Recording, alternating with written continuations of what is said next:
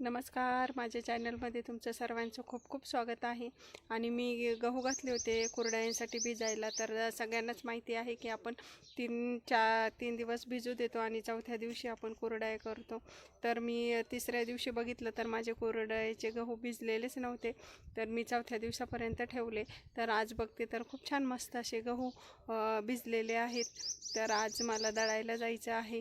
तर चला तुम्हाला दाखवते. मी खूप छान मस्त असे गहू भिजलेले आहेत आणि ते गहू काढून मला एकदम थंड पाण्यामध्ये धुवून स्वच्छ करून घ्यायचे आहे, कारण आपल्या कुरड्या एकदम छान मस्त अशा पांढऱ्या शुभ्र होतात. तर लगेच मी आता तिच्या गहू थंड पाण्यामध्ये धुवून घेणार आहे आणि टपामध्ये एकदम पॅक करून आम्ही गावात घेऊन जाणार आहोत दळण्यासाठी. हे बघा, इथे माझे गहू टपात ठेवले होते भिजायला. तर हे बघा किती छान मस्त असे भिजलेले आहेत. हे दाबलं की लगेच आपल्याला कळतं की त्यात किती मस्त असा भिजलेला आहे. बघा चिक पण दिसतोय. तर हे सगळे मी ह्या टपातून काढून आणा. ह्या टपामध्ये याच्यामध्ये मी घेतलेलं आहे थंड पाणी, एकदम छान असं थंड पाणी घेतलेलं आहे. आता यामध्ये टाकून घेणार आहे सगळे.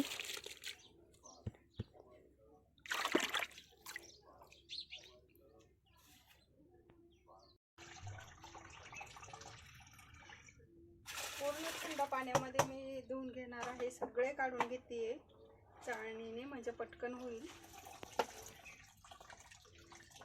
तर आपण असे स्वच्छ पाण्याने धुवून घेतल्याच्या नंतर आपल्या कुरड्या लालही होत नाही आणि तांबड्याही होत नाही. खूप छान मस्त अशा पांढऱ्या शुभ्र कुरड्या होतात.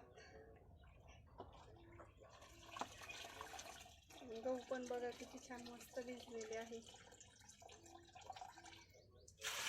आणि जास्त भिजू दिले तर आपल्या गव्हाला चिकही खूप पडतो.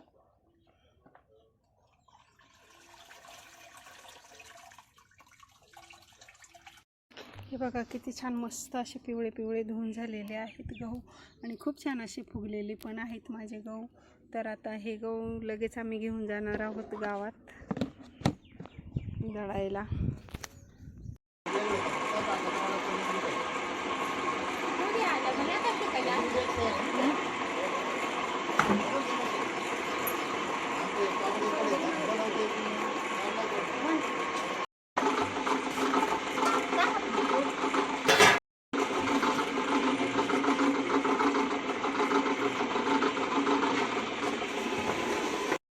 बघा इथे आणलं आहे दळून.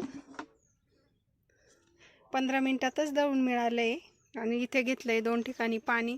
तर 2 पाण्यांमध्ये मी पिळून घेणार आहे. तर हे सगळं आता दळून आणलेलं मी पातेल्यात ओतून घेते. तर मी आता हे सगळं या पातेल्यामध्ये ओतून घेणार आहे आणि मग पिळणार आहे. जास्त पाणी घेतलं का पटकन मोकळं होतं आपलं. तर आता एवढं नाही बसत, तर मी हे नंतर घेईन आणि लगेच इथे पिळायला सुरुवात करणार आहे.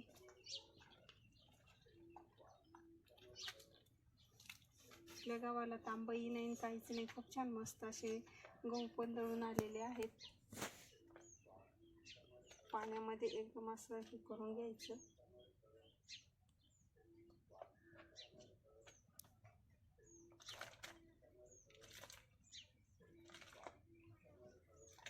थोडं पाणी मोकळं घेतलं की म्हणजे आपल्याला 2च पाण्यामध्ये पिळलं तरी जमतंय. नाहीतर मग 3 पाण्याने पिळावं लागतं. पण 3 पाण्यामध्ये जास्त एवढा आपला चिकमी निघत नाही. तर पूर्ण मी मोकळं करून घेते.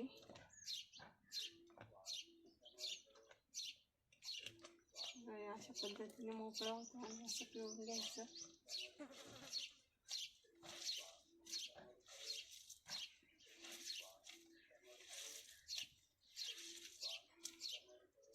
आपला कोंडा किती मोकळा होतो.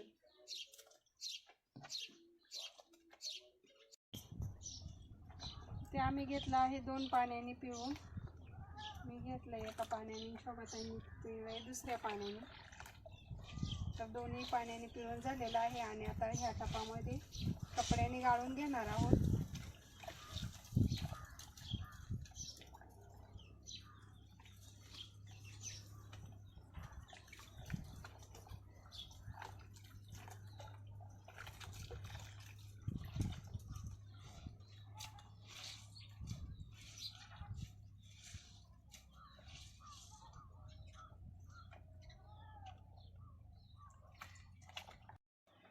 चिक गाळण्यासाठी आम्ही इथं बांधून घेतलाय कपडा, ओढणीचा कपडा, एकदम पातळ कपडा आहे. त्यावर ठेवणार आहे चाळण.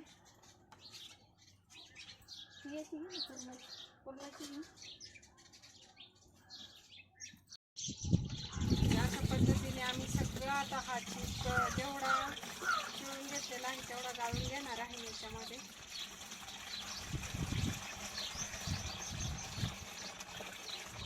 आणि एकदम असं थंड ठिकाणी ठेवणार म्हणजे चिक आपल्या चांगला बसतो.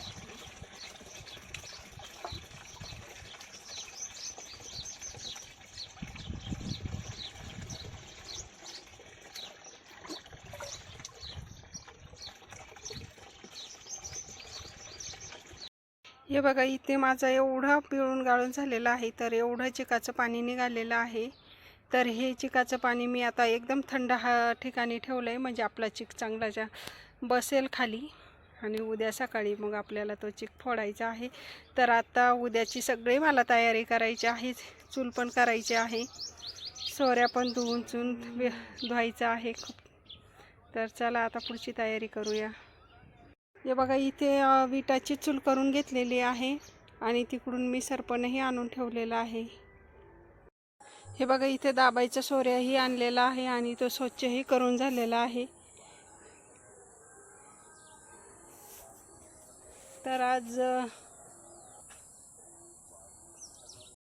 तर उद्या आहे कुरडया. तर कुरडयाची खूप सारी धावपळ असते. आज दिवसभर खूप थकल्यावाणी झालेला आहे आणि तुम्ही तर बघताय सकाळपासून खूप सारी तयारी चालू होती कुरडयांची. तर सगळं आटोपलेलं आहे. मी सोऱ्याही आणलेला आहे दाबायचा आणि चिक तर तुम्ही बघितला होता. मी दुपारीच सगळा पिळून गाळून ठेवलेला होता आणि चूलही करून ठेवली. चुलीपाशी सरपणही आणून ठेवलेलं आणि घरात कॉट होता, तो कॉटही काढून ठेवलेला आहे बाहेर. तर सगळं आवरून झालेलं आहे. आता उद्या फक्त कुरडया करायच्या बाकी आहे. आणि मी तुम्हाला उद्या एक टिप सांगणार आहे. आपण ज्या पातेल्यात कुरडईचा घात घेतो ना, त्या पातेल्याचं बूड कसं घ्यायचं, तर मी आजच्या व्हिडिओमध्ये नाही सांगणार आहे, ते उद्याच्या व्हिडिओमध्ये सांगणार आहे. नक्कीच माझा उद्याचा व्हिडिओ पण बघा आणि आजचा व्हिडिओ आवडल्यास लाईक करा, शेअर करा, सबस्क्राईब करा. धन्यवाद.